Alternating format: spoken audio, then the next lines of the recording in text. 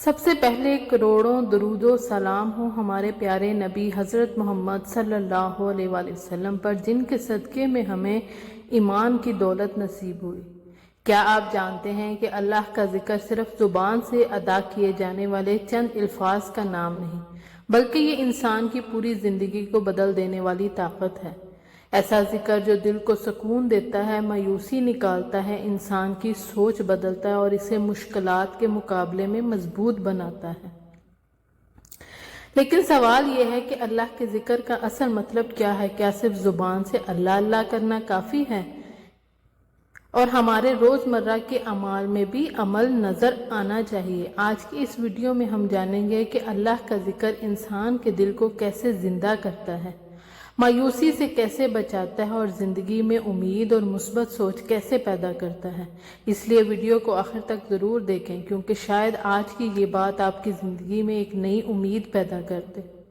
اللہ کا ذکر اگر کوئی صحیح معنوں میں جانتا ہے، قرآن کی تعلیم کو سمجھتا ہے یا کسی اچھے استاد کی صحبت میں رہا ہو، تو اسے معلوم ہوتا ہے کہ اللہ کا ذکر انسان کی زندگی پر کس قدر گہرا اثر ڈالتا ہے۔ قرآن ہمیں بتاتا ہے کہ دلوں کو حقیقی اطمینان اللہ کے ذکر کے بغیر حاصل نہیں ہو سکتا۔ انسان کی پریشانیاں چاہے جسمانی ہو، نفسیاتی ہو، معاشی ہو، زندگی کے کسی بھی شعبے سے ہوں، اللہ کی طرف رجوع انسان کو مشکلات کا سامنا کرنے کی طاقت رکھتا ہے۔ حضرت یونس علیہ السلام کا واقعہ ہمارے سامنے ہے۔ اللہ کے ذکر اور دعا نے ہمیں انہیں اس مصیبت سے نجات دلائی۔ اس سے ہمیں یہ سبق ملتا ہے کہ انسان جب مشکل میں ہو تو سب سے پہلے اپنے رب کی طرف رجوع کرے۔ ذکر صرف یہ نہیں کہ انسان زبان سے اللہ اللہ کرتا رہے، اللہ کی بات کرنا بھی ذکر ہے، نماز پڑھنا بھی ذکر ہے، قرآن کی تلاوت بھی ذکر، اللہ کی نعمتوں کو دوسروں تک پہنچانا بھی ذکر ہے، اور سب سے بڑھ کر یہ کہ انسان اپنی زندگی کو اللہ کی مرضی کے مطابق گزارنے کی کوشش کرے، یہ بھی ذکر ہے۔ ہماری ایک بڑی کمزوری یہ ہے کہ ہم چند دن ذکر کرتے ہیں اور پھر چاہتے ہیں کہ برسوں پرانے مسائل فوراً ختم ہو جائیں۔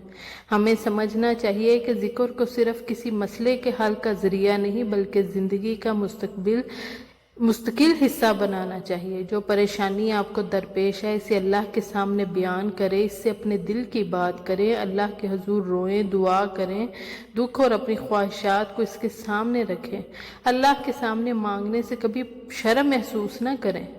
ہم اکثر پریشان ہوتے ادھر ادھر بھاگتے ہیں، لوگوں سے امیدیں وابستہ رکھتے ہیں، حالانکہ اصل مددگار اللہ ہے، حقیقی اختیار اللہ ہی کے پاس ہے۔ لیکن یہاں ایک اہم بات سمجھنے کی ضرورت ہے۔ قلب کا زندہ ہونا صرف کسی خاص انداز میں ذکر کرے یا جسمانی حرکت کرنے کا نام نہیں، جس میں ہر وقت اللہ کا خوف اور رسول اللہ صلی اللہ علیہ وسلم کی محبت موجود ہو۔ آپ جب کوئی کام کرنے لگیں تو آپ کے دل میں یہ خیال ہو کہ میرا اللہ اس کام سے راضی ہوگا یا ناراض، یہ کام رسول اللہ صلی اللہ علیہ وسلم کے طریقے کے مطابق ہے یا ان کے خلاف۔ آپ کی آنکھ کیا دیکھ رہی ہے، آپ کے کان کیا سن رہے ہیں، آپ کی زبان کیا بول رہی ہے، آپ کے ہاتھ کیا کر رہے ہیں، آپ کے قدم کہاں جا رہے ہیں، آپ اپنے کاروبار میں کیا کرتے ہیں، لوگوں کے ساتھ آپ کا رویہ کیسا ہے۔ اللہ کی رضا کا خیال اگر دل میں موجود ہو۔ اسلام صرف عبادات کا نام نہیں، اسلام ایک طرز زندگی ہے، یہ ایک رویہ ہے، ایک نظام ہے اور ایک سوچ ہے۔ اگر آپ کسی انسان پر ظلم کرتے ہیں، ناانصافی کرتے، جھوٹ بولتے، بے ایمانی، کسی کا حق مارتے اور زبان سے ذکر کرنا کافی نہیں۔ حقیقی ذکر وہ ہے جو انسان کے کردار کو بدل دے، اللہ کا خوف پیدا ہو، رسول اللہ کی محبت زندگی کا حصہ بن جائے، انسانی مخلوق کا حقوق ادا کریں۔ ایک خوبصورت مثال بیان کی جاتی ہے کہ ایک شخص سے پوچھا گیا، تمہارے کھیت پر اتنی برکت کیسے ہے؟ اس نے جواب دیا، جو کچھ اس کھیت سے آتا ہے میں اس کا ایک حصہ اللہ کی راہ میں خرچ کرتا ہوں، ایک حصہ اپنے خاندان پر اور ایک حصہ دوبارہ اسی کھیت پہ لگا دیتا ہوں۔ یہی اصول ہمارے ملک اور معاشرے پر بھی لاگو ہوتا ہے۔ پاکستان میں بھی ہمارے لیے ایک کھیت کی طرح ہے۔ ہم اس ملک سے بہت کچھ حاصل کرتے ہیں، ہمیں تعلیم ملتی ہے، روزگار ملتا ہے، گھر بنتے ہیں، کاروبار بنتے ہیں، خاندان آباد ہوتے ہیں، ہمیں عزت اور شناخت ملتی ہے۔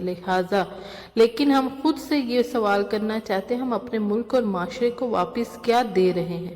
ہمیں ہمیشہ بڑے بڑے کام کرنے کی ضرورت نہیں، لیکن اگر ہر شخص اپنی روزمرہ زندگی کو بہتر بنا لے، ایمانداری اختیار کرے، فضول خرچی سے بچے، بچت کرے، دوسروں کے حقوق ادا کرے اور اپنی استطاعت کے مطابق ملک اور معاشرے کے لیے کچھ کرے تو بہت بڑی تبدیلی آ سکتی ہے۔ قومیں صرف نعروں سے ترقی نہیں کرتی، قومیں اس وقت ترقی کرتی ہیں جب عام لوگ اپنی ذمہ داری سمجھتے ہیں۔ آج ہمارے معاشرے کا ایک بڑا مسئلہ مایوسی بھی ہے۔ ہم مشکلات دیکھ کر جلد ہمت ہار دیتے ہیں۔ ہمیں یہ سمجھنا ہوگا مایوسی انسان کو اندر سے کمزور کر دیتی ہے۔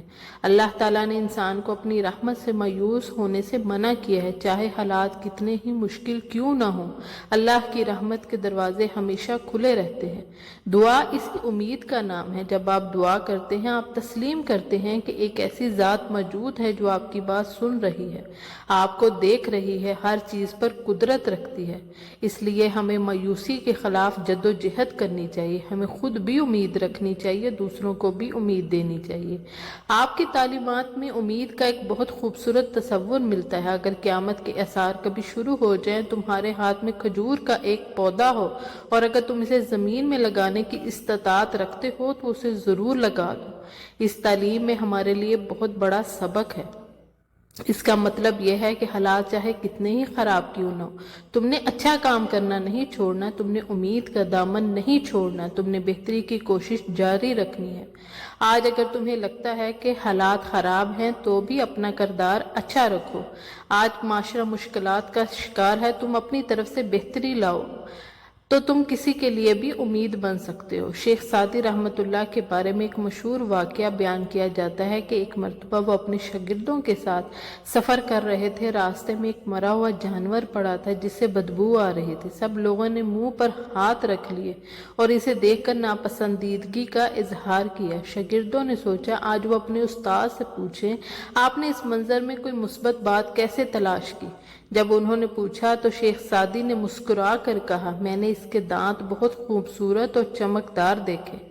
یہ واقعہ ہمیں سکھاتا ہے کہ مثبت سوچ کا مطلب یہ نہیں کہ دنیا میں برائیاں موجود نہیں۔ مثبت سوچ کا مطلب یہ ہے کہ برائیوں کے درمیان بھی انسان خیر اور بہتری تلاش کرنا سیکھے۔ معاشرے میں جب آپ کسی اچھے مقصد کے لیے نکلیں گے تو آپ کو مخالفت بھی ملے گی۔ کچھ لوگ آپ کو روکنے کی کوشش کریں گے، کچھ آپ کا مذاق اڑائیں گے، کچھ آپ کے راستے میں مشکلات پیدا کریں گے، لیکن آپ کو اپنی مثبت سوچ نہیں چھوڑنی۔ آپ کو اپنی نیکی، اپنی امید اور اپنی اچھی نیت کو لوگوں کے رویوں کی وجہ سے ختم نہیں کرنا۔ آپ اگر اچھا کام کرنا چاہتے ہیں تو آپ کو صبر کرنا ہوگا، آپ کو مشکلات برداشت کرنی ہوں گی، آپ کو لوگوں کے منفی رویوں کے باوجود اپنا راستہ جاری رکھنا ہوگا۔ یہی لوگ آخر کار کامیاب ہوتے ہیں جو حالات کے بدلنے کا انتظار نہیں کرتے بلکہ خود حالات کو بدلنے کی کوشش کرتے ہیں۔ علامہ اقبال کی فکر میں بھی امید، خودداری اور بلند حوصلگی کا یہی پیغام نظر آتا ہے۔ علامہ اقبال نے انسان کو اپنی قدر پہچاننے کا درس دیا۔ انہوں نے خودی کا تصور پیش کیا، لیکن خودی سے مراد غرور یا تکبر نہیں۔ خودی کا مطلب یہ تھا انسان اپنی اصل پہچاننے، عزت کو سمجھے، اللہ کے سوا کسی کے سامنے اپنی روح کو غلام نہ بنائے۔ انسان کا صرف سر اللہ کے آگے جھکنا چاہیے۔ جب انسان اپنی حاجات کے لیے صرف اللہ کی طرف رجوع کرتا ہے، اس سے مدد مانگتا ہے، اس پر بھروسہ کرتا ہے، تو اس کے اندر ایک خاص خودداری پیدا ہوتی ہے۔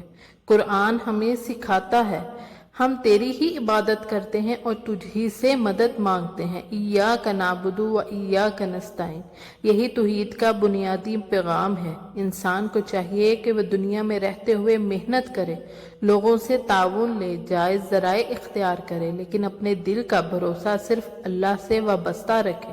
علامہ اقبال کی فکر میں ایک اور خوبصورت تصور شاہین کا ہے۔ انہوں نے شاہین کو بلند پرواز، آزاد، بہادر اور بلند حوصلہ انسان کی علامت بنایا۔ نہیں تیرا نشیمن قصر سلطانی کے گنبد پر، تو شاہین ہے بسیرا کر پہاڑوں کی چٹانوں میں۔ اور پھر فرمایا ہے دونوں کی پرواز اسی ایک فضا میں، کرگس کا جہاں اور ہے شاہین کا جہاں اور۔ علامہ اقبال چاہتے تھے کہ نوجوان شاہین کی طرح بلند حوصلہ ہوں، وہ مشکلات سے گھبرانے والے نہ ہوں۔ آسان راستوں کے عادی نہ ہو بلکہ بلند مقاصد کے لیے محنت کریں۔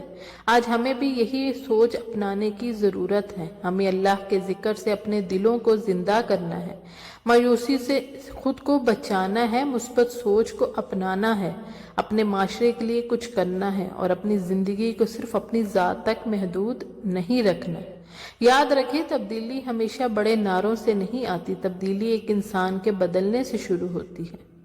اگر آپ اپنی زندگی میں سچائی لے آئیں، اپنے کام میں ایمانداری لے آئیں، اپنے گھر میں محبت لے آئیں، دوسروں کے حقوق ادا کریں، اللہ سے اپنا تعلق مضبوط کریں، مشکلات کے باوجود امید نہ چھوڑیں، آپ کی زندگی بھی بدل سکتی ہے اور آپ کے ارد گرد کا ماحول بھی بدل سکتا ہے۔ اس لیے اللہ کے ذکر کو اپنی زندگی کا حصہ بنائیں، مثبت سوچ کو اپنائیں، اپنے مقصد کے لیے مسلسل محنت کریں، کیونکہ جو شخص اللہ پر بھروسہ کرتے ہوئے نیکی، امید اور محنت کا راستہ اختیار کرتا ہے، وہ حالات میں سے شکست نہیں کھاتا، وہ ہر مشکل سے کچھ سیکھتا ہے، ہر آزمائش سے مضبوط ہوتا ہے، ہر نئے دن کے ساتھ اپنے رب کے مزید قریب ہوتا چلا جاتا ہے۔